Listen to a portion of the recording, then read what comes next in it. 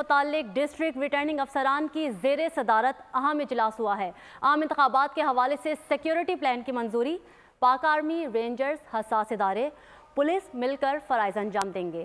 Election day اور اس سے قبل ممکنہ تھریٹس کی صورتحال کا جائزہ بھی لیا جائے گا۔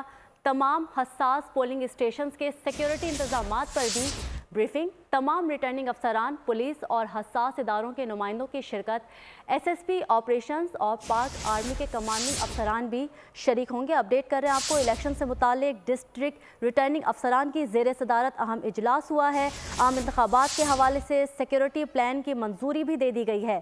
پاک آرمی، رینجرز، حساس ادارے، پولیس مل کر فرائض انجام دیں گے۔ مزید تفصیلات جان لیتے ہیں اپنے نمائندے فہد چودھری سے۔ فہد بتائیے گا۔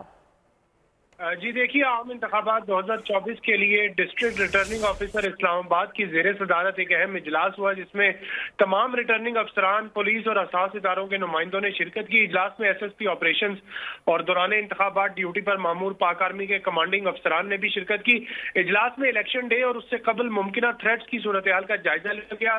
تمام حساس پولنگ سٹیشنز کے سیکیورٹی انتظامات پر بریفنگ دی گئی ڈی آر او کو، جبکہ ذرائع کے مطابق اجلاس میں عام انتخابات کے حوالے سے سیکیورٹی پلان کی منظوری دے دی گئی ہے۔